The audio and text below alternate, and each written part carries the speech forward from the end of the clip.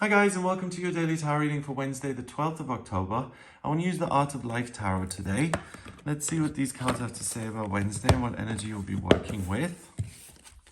Hope you're having a wonderful week and that things are going well and working out as planned. Let's see what Wednesday has to offer.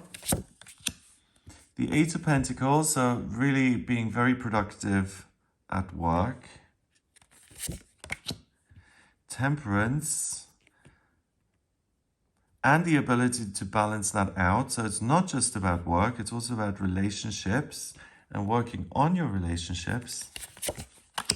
And finally, the Sun, which is the 19th card in the Major Arcana, and it's a really positive signal that you're in a good spot, that you're happy, that you feel able to take care of things. And because of these two cards, you're going to be most effective in the areas of your work and in your relationships. So those are usually big areas of life for most people. So you'll certainly be busy on this day, but the work that you do is really enjoyable. And there's a real sense of good in the atmosphere via these three cards. Okay, so the Eight of Pentacles usually shows someone working on 8 Pentacles, and the card is about diligence and productivity and hard work and effectiveness. It's someone who is very, very skilled and who's very competent in what they're doing. So if you have a lot of work on, face it today, you'll get a lot done.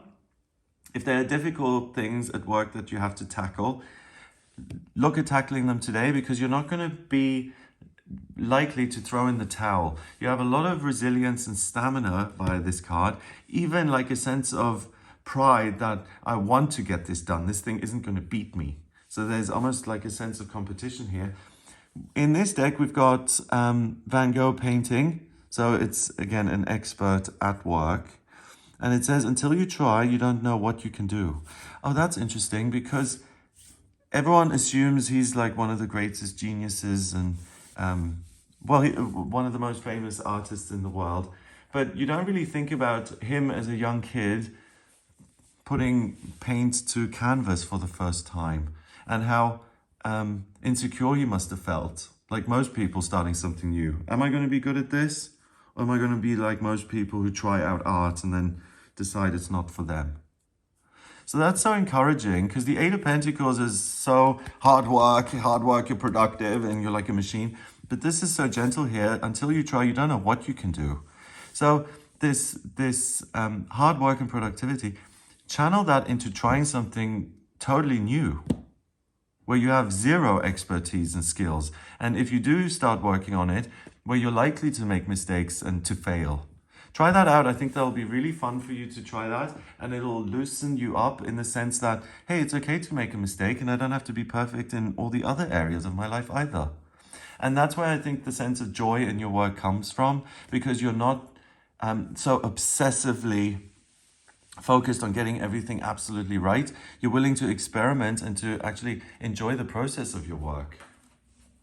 Wow, so this bodes really well for anyone who's like working on this day, self-employed, employed.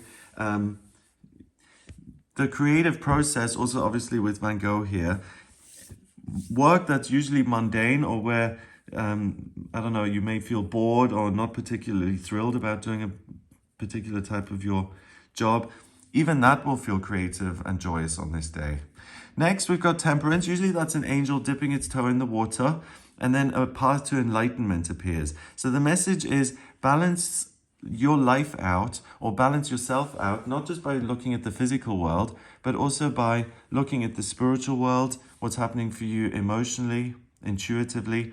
And when you honor both of them, that's when you complete yourself, and when you can start that journey on your life path to a place of personal enlightenment. So this card coming after the Eight of Pentacles, that's what I feel puts on the brakes. So you're not just this work-obsessed machine, you're also looking at your relationships, the one you have with your higher self, your guides, other people, yourself, the world. And this card says, the unlike is joined together, and from differences results the most beautiful harmony.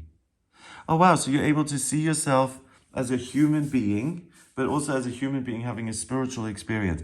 And you're able to keep both of those in mind, so the unlike is joined together. And because of that unity that's created, that's where you see the beautiful harmony, and that's what allows these other areas of your life to work. And it gives you a sense of well-being. Wow, this is like amazing. So it looks like an exceptional day. Finally, the Sun is the 19th card in the Major Arcana, so it comes towards the end of the Major Arcana. And it's that place of reclaiming your inner child and saying, I simply enjoy the process of being alive. But unlike a child, when you get to it as an adult, you have the skill to put aside your worries for the time, and you're able to kind of release your inner child and to say, okay, this is now the time for me to be carefree and to enjoy myself. It becomes a skill later in life. Because as a kid, you know, if you have a wonderful childhood and you have enough and people love you, then you're naturally going to be happy a lot of the time.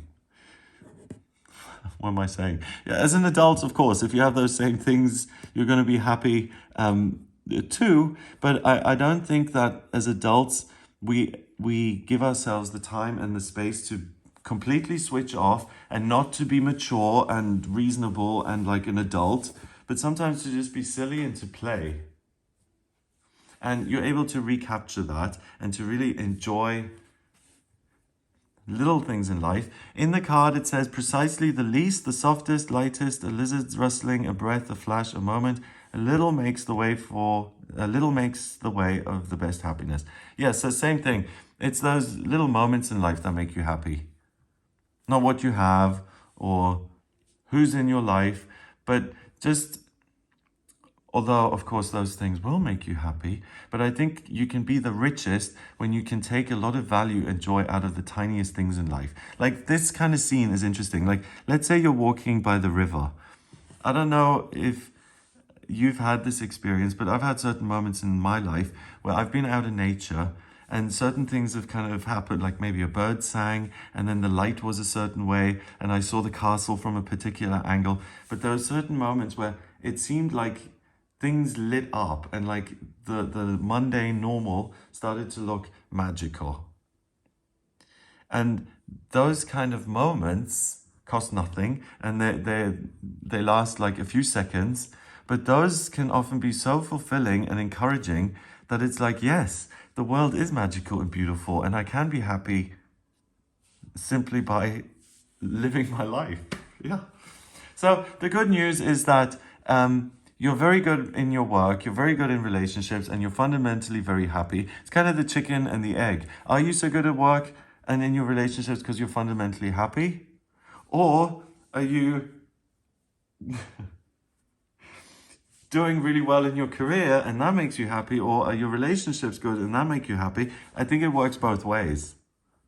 The things in your life are supportive and good, and also internally you feel good, so you're able to manifest more positive people and places and things in your actual life. Okay, so let me just check what number Temperance is. I think it's 14, but I just don't want to double check. Yeah, 14 and 8 is 22, and the Sun is 19. So that's 41, I think. 19 and 14 is, yeah, 41. 4 and 1 is 5. 5 in numerology is freedom. So it's amazing because that sense of well-being and finding the best happiness from these tiny little free of charge things in life, in the world, you realize that you don't really need anything. And that's why you're able to enjoy the good stuff, because you're not attached to it. You're not holding on. You realize it's a bonus, but you don't need it to be happy because you're already happy in yourself. This is actually an amazing prescription for life. It's kind of saying, you know, if you're able to find amazing joy in little things, then you don't need the big things as much. And then if they do come into your life anyway, then you can really enjoy them. Amazing. So it looks like a wonderful, wonderful day. I hope you have the best time. If you'd like a personal reading with me, please get in touch via my website. It's gregoryscott.com. On the front page, click on Book Your Reading to audio reading with me. And if you like this video, give it a thumbs up. Please hit subscribe and share the video online. Have an amazing day, and I'll speak to you tomorrow.